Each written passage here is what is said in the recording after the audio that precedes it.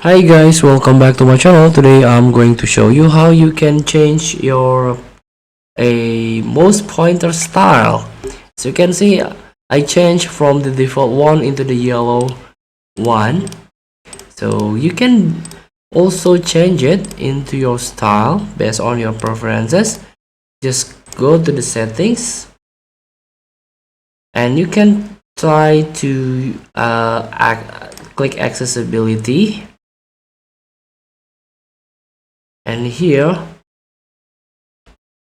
you can click mouse pointer and touch. Here we go. This is the mouse pointer and touch style. You can try to open this. This is the default one. This is the black one. This is like black and white, and this is the custom. You can try to change the color,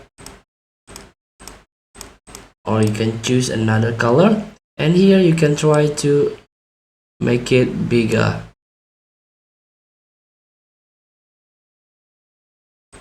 or by default.